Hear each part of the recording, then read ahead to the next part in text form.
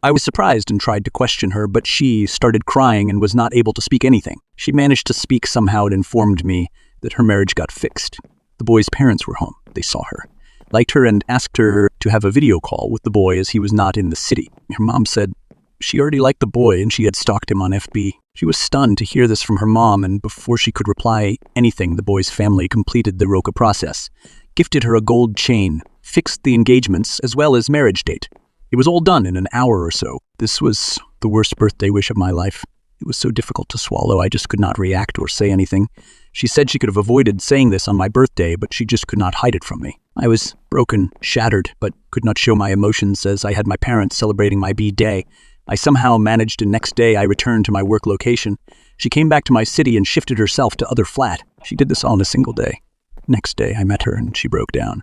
I was yet to break down, but I had to be strong as I knew she might have faced a lot. We hugged and promised to stay friends.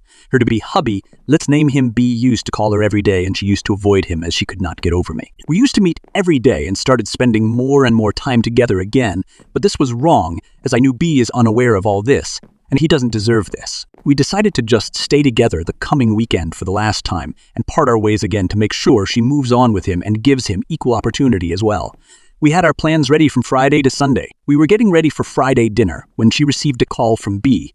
B had paid a surprise visit to our city and was asking her for a dinner date, and he also wanted to spend the weekend with her to know her more. He could not control my emotions this time and was angry on her. I asked her to lie to him and come with me for dinner. She did the same. We had our dinner, but then I really felt bad for B.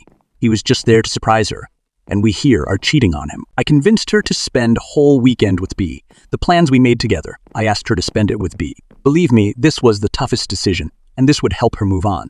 Next morning, I made sure that she looked the best. I dropped her to the hotel where B stayed. The moment I dropped her, I knew I lost her. I could feel every second of those 2 days she was with him. It seemed like a year. Finally, she was back on Sunday, and she hugged me tightly and cried. She did not want to leave me.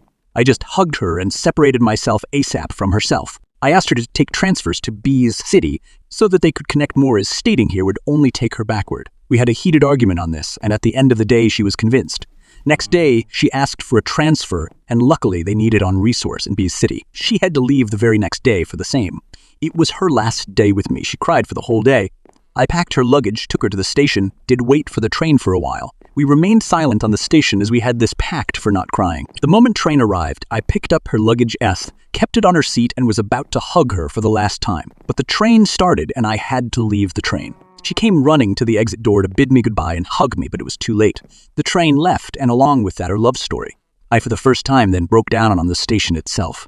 All the emotions that stayed in me for the last 1 month came out flowing through my eyes. I was the lone person on station. She kept on calling, but I didn't pick up. I wanted to cry my heart out. Booked a cab to my place. Always used to sit on the left in the cab as she always sat on the right. On the way to home, saw this restaurant we used to visit frequently, and I don't know why I turned right to only find that she was gone. This broke me down further. I reached my flat and was crying throughout. She kept on calling and I didn't receive. I hope this helped her move on. Saw her marriage photos 6 months after that and she seemed happy. Seeing her photos made me happy too, and also felt proud of the decision to transfer her to B's city. I still love her a lot. I still care about her. But yes, she is someone else's wife now. I will accept this hopefully sooner or later. She was the best soul I have met.